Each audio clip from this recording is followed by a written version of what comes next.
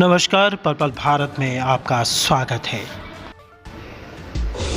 आपका अपना चैनल पल पल हर पल आपके साथ, लाइक और सब्सक्राइब कीजिए। सिरसा का हेलन केयर स्कूल, जहां पर करीबन 38 बच्चे इस समय रह रहे हैं। फंडिंग की कमी होने के कारण स्कूल समस्याओं से जूझ रहा है। फंड न होने के चलते वहां पर रहने वाले बच्चों के लिए संसाधन जुटाना भी मुश्किल हो गया है। यही वहां के स्टाफ की हालत है, जो कि 15 माह से वेतन न मिलने के कारण समस्याओं का सामना कर रहे हैं। फंड के बारे में कई बार जिला प्रशासन को भी और वहां के प्रशासन से भी बातचीत की गई, लेकिन उनकी तरफ से सिवाय आश्वासन के कुछ नहीं मिला। यह जानकारी हेलन केयर स्कूल की नवनियुक्त चेयरमैन रमता सोनी ने जानकारी दी। उन्होंने पत्रकारों से बातचीत करते हुए अपनी समस्याएं भी रखी। उन्होंने बताया कि 2017 से पहले ये स्कूल जिला उपायुक्त के अंडर था और उपायुक्त की ओर से फंडिंग करवाए जाने के लिए स्कूल बढ़िया तरीके से चल रहा था, जिसके बाद स्कूल को निजी हाथों में दे दिया गया। हालांकि स्कूल के 31 आजीवन सदस्य भी हैं, लेकिन बावजूद इसके स्कूल में फंडिंग नहीं हो पा रही है। उन्होंने कहा कि प्रधानमंत्री, मुख्यमंत्री सहित आम जन ने भी आह्वान किया है कि वे बच्चों के बेहतर भविष्य और स्कूल की वर्तमान स्थिति को देखते हुए फंड के लिए आगे आएं। पल पल सिरसा से सुरेश गौतम के साथ विशेष रिपोर्ट।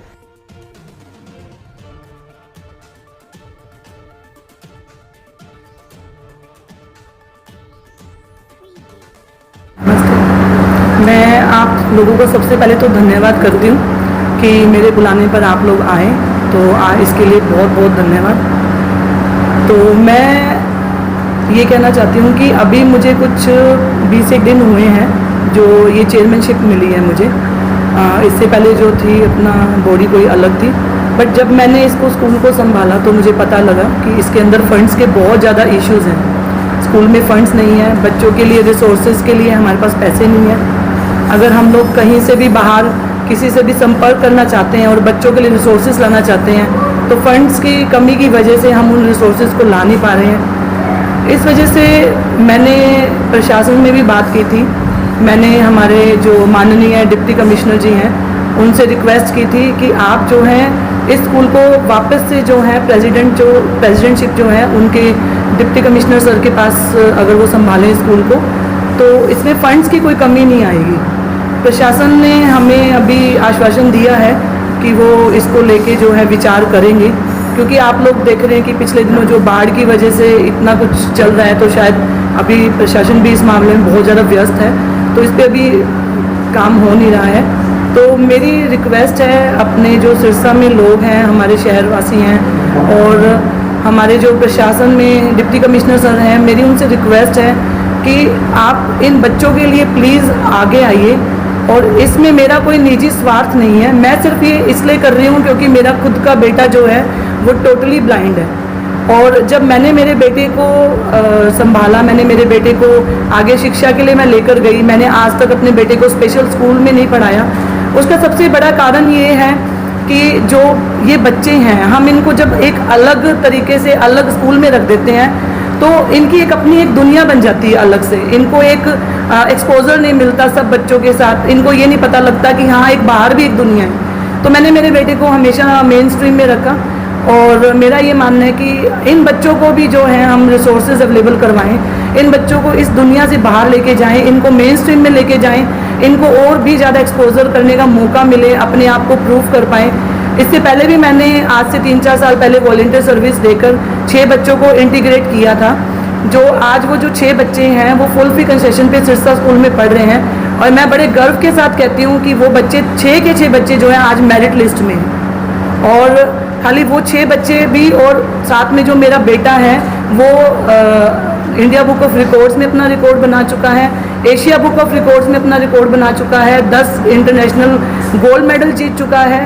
और आज एक सबसे बड़ा एग्जाम्पल पूरे ऑल ओवर हरियाणा में मैं गर्व से कह सकती हूँ कि मेरा खुद का जो बच्चा है वो एक एग्जाम्पल सेट कर रहा है इंक्लूजन एजुकेशन के लिए।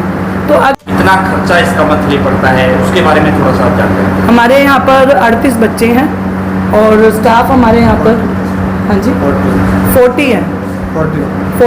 14 है हमारे यहाँ पर स्टाफ। जो हमारा मंथली एक्सपेंस है वो लगभग 2-2.25 लाख के आसपास होता है। जो हमारी टीचर्स की हम सैलरी मिला ले, ये तो मैं 2.25 तो आपको मिनिमम बता रही हूँ। अब ये तो बिजली का बिल है, मान लीजिए कभी कम कभी ज़्यादा, काफ़ी चीज़ें और भी एक्सपेंसिव, या मान लीजिए कोई स्कूल का कोई हमें रेनोवेशन करवानी है, कुछ टूट फूट हो गई है, वो तो हम इसमें इंक्लूड भी नहीं कर रहे हैं। बट फिर भी मैं ये कहती हूँ कि अगर हमें 2-2.25 लाख के आसपास भी अगर हमें ये मंथली एक्सपेंस मिल जाता है, तो कम से कम हमारे पास हर महीने ये स्थिति नहीं होती कि आज उसकी सैलरी देनी है कहाँ से दे, आज उसका ये खर्चा है कहाँ से दे। बच्चे हैं, मान लीजिए कोई भी अगर बच्चों को कोई ज़रूरत पड़ जाती है, तो हमें एक सिर पे एक टेंशन रहती है कि भी कैसे करें इस चीज़ को। एक एक रुपए को हमें सोच समझ के जो है कदम उठाना पड़ता है, एक एक रुपए के लिए। पिछले लंबे समय से कोई जो है MP से, MLA से या किसी मंत्री से या केंद्रीय मंत्री से कोई ग्रांट आई है? कितने टाइम से नहीं आई? ये लगभग 2017 में, एक्चुअली मैं आपको थोड़ा सा जानकारी दे देती हूँ। ये जो स्कूल है 2009 में बना था शायद, 2009 में। एक्चुअली सॉरी, मैं अभी 20-25 दिन हुए मुझे जुम्मा, तो मुझे इसकी जो पिछली प्रीवियस हिस्ट्री है वो बहुत कम मालूम है, तो प्लीज़ सर आप बताइए।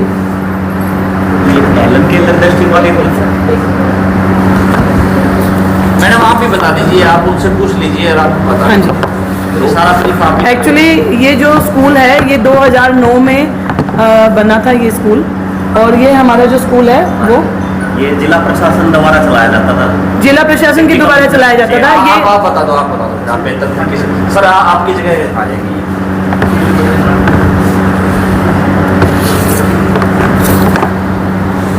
दो अगस्त आप साइड हो जाइए, आप पीछे हो जाइए। सर ये स्कूल 2 अगस्त 2009 को इसका उद्घाटन किया गया था तत्कालीन मुख्यमंत्री श्री भूपेंद्र सिंह हुड्डा जी द्वारा, और जिला प्रशासन के सहयोग से यह चलाया जाता था। डिप्टी कमिश्नर इसके एक्स ऑफिशियो प्रेसिडेंट होते थे, ADC साहब वाइस प्रेसिडेंट होते थे। तो जिला प्रशासन अपने लेवल पे दानी सज्जनों के सहयोग से इसके लिए फंड की उगाही कर रहा था। 2017 तक डिप्टी कमिश्नर की चेयरमैनशिप में चला है। श्रीमती शरणदीप बराड़ जी डिप्टी कमिश्नर थी मैडम, उन्होंने इसके पद को छोड़ दिया था। उसके बाद ये स्कूल प्राइवेट चेयरमैनशिप में चल रहा है, जैसे अब अभी मैडम मिसेज रमता सोनी जी को बनाया गया है। लेकिन फंड के इश्यू इसलिए रहते हैं, अगर जिला प्रशासन का सहयोग रहेगा तो फंड जुटाने आसान हो जाते हैं कहीं ना कहीं। और मैडम भी मतलब बहुत ज़्यादा पेन लेके काम कर रही है। जैसे जब से मैडम ने ये पद संभाला है तब से मैडम दिन रात फंड जुटाने के लिए फेसबुक पे वीडियो, आज जैसे प्रेस कॉन्फ्रेंस करवाई है। तो मैडम ये चाह रही है स्कूल में बिना फंड के बच्चों को जैसे जो रिसोर्सेज है जो मिलने चाहिए वो मिल नहीं पा रहे हैं सर। जैसे इन बच्चों का इंक्लूजन कर रहे हैं हम, इंक्लूजन के बावजूद इन बच्चों के लिए जैसे प्राइवेट स्कूल, शिक्षा स्कूल वाले कोई फीस नहीं लेते हमारे से, लेकिन फिर भी उसके बाद उन बच्चों के लिए बुक्स वगैरह हैं, उनकी वर्दी है, इनकी किताबें हैं, सुबह का नाश्ता है, लैपटॉप्स हैं इनके लिए, टॉकिंग सॉफ्टवेयर वाले जाव सॉफ्टवेयर होता है इनके लिए। तो अवेलेबल करवाने में मतलब काफ़ी खर्चीली बनती है ये। तो सर मेरा सवाल ये था कि सरकार के मंत्रियों से, MP से, MLA से लास्ट टाइम में कब ग्रांट मिली इसको? Last time sir Ashok Tanwar ji ने दिया था इस स्कूल को फंड 5 लाख रुपए। कब दिया था? ये सर जब वो MP थे? जब वो MP थे सर, उनके कार्यकाल में मिला था सर। जी सर। उसके बाद से कोई सरकार की तरफ से एक 5 लाख रुपए डी साहब की तरफ से 2-3 महीने पहले दिए गए थे, लेकिन वो खाली उसके लिए थे सर, कोई मतलब इक्विपमेंट खरीद सकते हैं उनके। तो उनके लिए ना बच्चों के लिए ब्रेजर एक टाइपिंग मशीन होती है जो डॉटेड सॉफ्टवेयर में काम करता है सर, वो ब्रेजर खरीदेगा इन बच्चों के लिए। यानी रनिंग एक्सपेंसेस के लिए सर कोई कहीं से प्राप्त नहीं हुआ है, नहीं हुआ है सर। रिसोर्स सेंटर हम लोग चाहते हैं कि इधर हम एक रिसोर्स सेंटर भी बनाएं बच्चों के लिए। जो है अब हम लोग NVDA जो सॉफ्टवेयर आता है हमारा, जो बच्चों को हम लोग लैपटॉप में डालकर देते हैं, जिसके थ्रू बच्चे अपनी एजुकेशन को पढ़ते हैं। अब जैसे कि क्या होता है कि ब्रेल बुक्स आती है हमारे यहाँ पर, तो वो ब्रेल बुक्स के जो डॉट्स होते हैं ना, वो एक टाइम के बाद ख़त्म होने शुरू हो जाते हैं। तो हम क्या करते हैं कि तीसरी तक तो हम बच्चे को ब्रेल में पढ़ाते हैं, चौथी के बाद जो है हम चाहते हैं कि बच्चों को हम लैपटॉप पे लेकर आएँ। उसके 2 कारण हैं, एक तो हमारा जो ब्रेल बुक का खर्चा होता है वो बचता है, दूसरा कारण ये होता है कि जब हमारा बच्चा चौथी में मेन स्ट्रीम में जाता है, अगर हम उसको वहाँ एडमिशन दिलवाते हैं, बाकी बच्चों के साथ वो बैठता है, तो वो ब्रेल जो होती है वो हर कोई नहीं पढ़ पाता। तो जो लैपटॉप होता है वो बहुत ईजी होता है उसको हैंडल करना। बच्चा लैपटॉप के थ्रू पेपर देता है अपना, प्रिंट आउट में उसका पेपर निकल जाता है, जो कि बाकी टीचर्स के लिए भी उसको समझना और चेक करना बहुत आसान है। जो मेरा बेटा है खुद का, वो कक्षा 3री से लैपटॉप पे है और वो अपने लैपटॉप के थ्रू अपने एग्ज़ाम्स देता है और बड़ी ईजिली देता है। उसको उसके टीचर्स को, उसके स्कूल के टीचर्स को या उसको कभी भी इस तरह की कोई दिक्कत नहीं आती। बहुत सारे स्कूल्स हैं जो आज जागरूक हो रहे हैं और इन बच्चों को मौका दे रहे हैं। जैसे सतलुज स्कूल ने जो है मेरे बेटे को मौका दिया और बड़े खुले दिल से उसको स्वीकार भी किया और उसको सारे टीचर्स सपोर्ट भी करते हैं। तो जब हम स्कूल्स हमारे अवेयर हो रहे हैं तो क्यों ना हम एक कदम ऐसा उठाएं कि इन बच्चों को सिर्फ एक दायरे में ना बांधकर हम लोग इनको बाहर की दुनिया भी दिखाएं, बाहर भी इनको एक्सपोजर मिले। अगर इन बच्चों को आज हम शिक्षित नहीं करेंगे तो इनके पास है क्या? सिर्फ एक शिक्षा ही तो है जिसके माध्यम से ये लोग अपना रोज़गार प्राप्त कर सकते हैं। अगर ये लोग पढ़ेंगे नहीं तो फिर आगे चलकर हो सकता है कि पता नहीं कहाँ जाके इनको भी किसी से मांग कर ही खाना ना पड़े। प्रशासनिक अधिकारी से क्या कितनी बार बात हुई है, क्या उनका रवैया रहा है? मेरी अब हमारे जो माननीय डिप्टी कमिश्नर हैं उनसे मैं 2 बार मिली हूँ और हम लोगों ने उनको सारी स्कूल की जो हमारी आज की कंडीशन है वो हमने उनको जागरूक भी करवाया था। और ऐसा नहीं है कि सर ने हमें कोई भी किसी भी तरीके का कोई नेगेटिव रिस्पॉन्स दिया है। सर ने हमें बहुत पॉजिटिव रिस्पॉन्स दिया और उन्होंने हमें बताया, उन्होंने हमें कहा कि वो जो है इस बारे में विचार करेंगे। तो पिछले दिनों जो ये बाढ़ का जो हुआ ये उसकी वजह से जो डी साहब है वो हमारे बहुत व्यस्त हैं, तो इस बारे में दोबारा अभी कोई बात हुई नहीं है।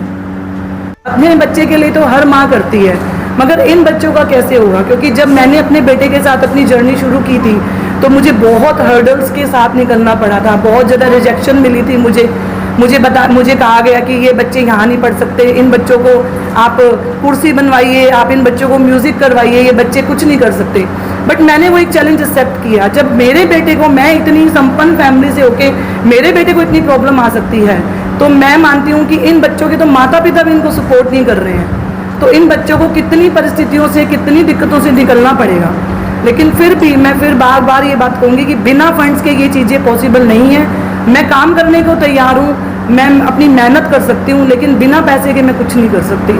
तो प्लीज़ मेरी हाथ जोड़ के रिक्वेस्ट है हमारे प्रशासन से, हमारे मुख्यमंत्री, माननीय मुख्यमंत्री जी से, माननीय प्रधानमंत्री जी से मैं हाथ जोड़ के रिक्वेस्ट करती हूँ कि प्लीज़ आप इन बच्चों पे जो है गौर कीजिए और आगे आइए और हमें प्लीज़ फंड्स प्रोवाइड करवाइए। 15 महीने से जो है सैलरी नहीं मिली है। ये जो हमारे टीचर्स हैं आप देख रहे हैं, इनको 15 महीने से सैलरी नहीं मिली है, तो सोचिए ये भी अपना घर कैसे चला रहे हैं। ये तो मैं इन लोगों का उपकार मानती हूँ कि इतनी सैलरी मिलने के ना बाद भी ये लोग अपना यहाँ पे पूरी निष्ठा से काम कर रहे हैं। तो प्लीज़ रिक्वेस्ट है मेरी, आप आगे आइए और सिरसा जन जो है हमारे सिरसा में जितने भी लोग हैं वो प्लीज़ आगे आइए। और अगर एक एक व्यक्ति भी आगे आकर कुछ भी मासिक जो है अपना डोनर बनता है तो इसमें भी हमारी बहुत मदद हो जाती है। Thank you.